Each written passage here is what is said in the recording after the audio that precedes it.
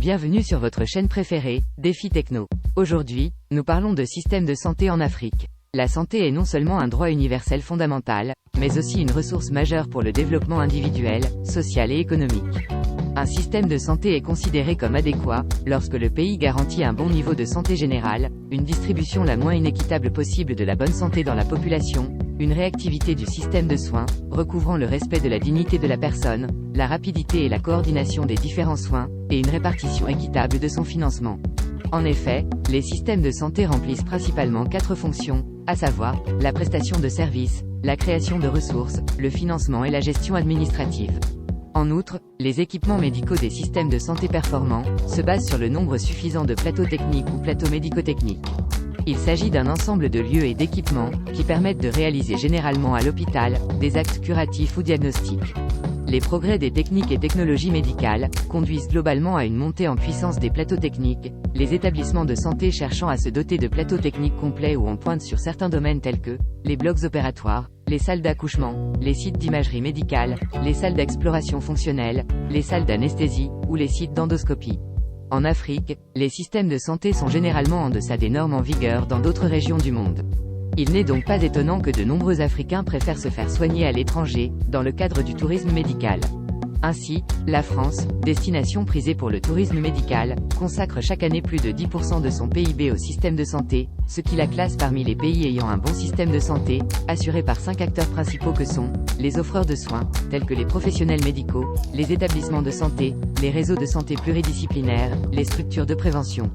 Ensuite, les producteurs de biens et services de santé, tels que les industries pharmaceutiques, suivis des institutions publiques, et les financeurs, tels que les assurances maladie, les mutuelles, et enfin les bénéficiaires.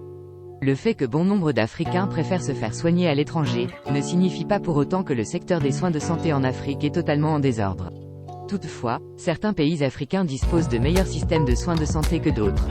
Voici le classement 2022, des 5 pays dotés des meilleurs systèmes de santé en Afrique, sur la base de l'indice de soins de santé Numbeo, qui est la plus grande base de données sur la qualité de vie. L'indice est calculé pour chaque pays, en prenant en compte plusieurs critères, notamment les délais d'attente au niveau des établissements médicaux, la compétence et l'amabilité du personnel soignant, la modernité des équipements, et l'exactitude des rapports médicaux. En 5e position, le Nigeria. Le Nigeria, avec un indice de 48,49, dispose d'un système de soins de santé pluraliste, avec des prestataires de soins de santé publics et privés, et des systèmes de soins de santé modernes et traditionnels. La prestation des soins de santé relève simultanément de la responsabilité des 3 niveaux de gouvernement que sont le fédéral, les États et les zones d'administration locale. La plupart des dépenses de santé au privé sont supportées par les familles et les individus au titre de dépenses personnelles, étant donné que les services d'assurance maladie sont limités. Les données obtenues du registre des établissements de santé du ministère fédéral de la Santé ont révélé que le Nigeria compterait 40 017 hôpitaux et cliniques fonctionnels, dans les 36 États de la Fédération, et le territoire de la capitale fédérale. Les établissements de santé appartiennent conjointement au gouvernement, et aux opérateurs du secteur privé.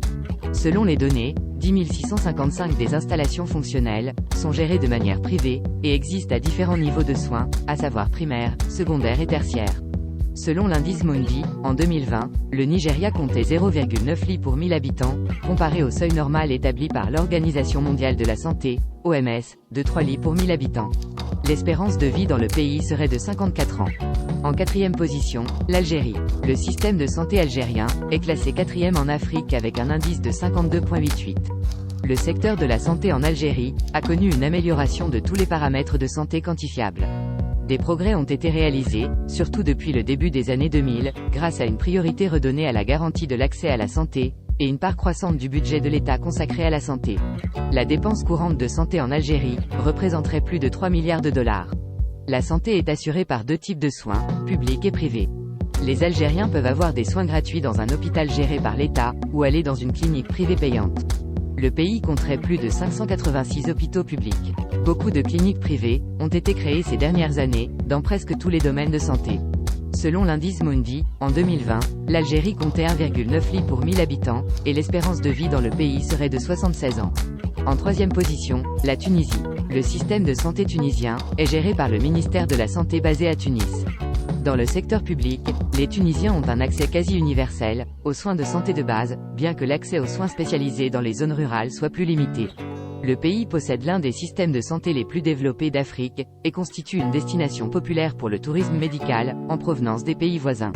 La Tunisie compte environ 2000 centres de soins de santé de base, 180 hôpitaux, ainsi qu'une centaine d'établissements de santé privés, tels que des cliniques. Plus de 90% de la population est couverte par l'assurance santé. Certains citoyens tunisiens utilisent une assurance santé privée, tandis que d'autres sont couverts par des programmes de sécurité sociale. En outre, le système de sécurité sociale s'applique également aux conjoints, ou aux partenaires, et aux enfants des personnes couvertes. Selon l'indice Mondi, en 2020, la Tunisie comptait 2,2 lits pour 1000 habitants, et l'espérance de vie dans le pays serait de 76 ans. En seconde position, le Kenya. Le système de santé kényan est classé deuxième en Afrique avec un indice de 63,4. Le système de santé du Kenya est structuré de manière progressive, afin que les cas compliqués soient référés à un niveau supérieur. Les lacunes du système sont comblées par des unités privées et confessionnelles. Les soins de santé publique de base, financés par le gouvernement, sont fournis dans les centres de soins de santé primaires et les dispensaires. La chaîne pharmaceutique gouvernementale, KEMSA, fournit des médicaments et des fournitures médicales aux dispensaires, ces derniers étant gérés par des infirmières. Le secteur privé de la santé au Kenya est devenu plus important ces dernières années. Des cliniques privées de normes variables existent dans la plupart des grands centres urbains, y compris les stations balnéaires côtières telles que Diani et Malindi. Les hôpitaux privés se trouvent principalement à Nairobi, avec quelques options à Mombasa. L'hôpital privé de l'université Aga Khan, situé à Nairobi, fait partie des hôpitaux privés les plus populaires et respectés. Selon l'indice Mondi, en 2020, le Kenya comptait 1,4 lit pour 1000 habitants, et l'espérance de vie dans le pays serait de 70 ans. En première position, l'Afrique du Sud. L'Afrique du Sud dispose d'un système de santé publique et privé, de très bonne qualité par rapport au reste du continent. Le système de santé publique est réparti en 162 districts sanitaires à travers le pays. Plus de 3500 hôpitaux sont répartis sur le territoire et offrent des soins gratuits aux enfants de moins de 6 ans et aux femmes enceintes. Toutefois, le gouvernement est en train de mettre en place le NHI, National Health Insurance. L'objectif est d'offrir une couverture santé nationale à la population. Prévu d'ici 2025, il permettra la modernisation des infrastructures, et un accès plus égalitaire à la santé. L'Afrique du Sud compte environ 200 hôpitaux et cliniques privés, répartis sur le territoire. Les soins dans le système privé sont beaucoup plus coûteux mais de meilleure qualité que dans le public. L'Afrique du Sud est d'ailleurs une destination de tourisme médical pour certains soins, car la qualité est meilleure que dans le reste du continent. Le privé attire les meilleurs médecins du pays. En effet, il bénéficie de meilleures conditions de travail, et d'équipements de haute technologie. Selon l'indice Mondi, en 2020, l'Afrique du Sud comptait 2,3 lits pour 1000 habitants, et l'espérance de vie dans le pays serait de 64 ans. Pour finir, les défis du continent en matière de santé sont principalement le manque de plateaux techniques, de couverture de soins de santé, de formation et de compétences, et le faible nombre de ces ressources humaines, occasionné notamment par la fuite des cerveaux vers l'Occident.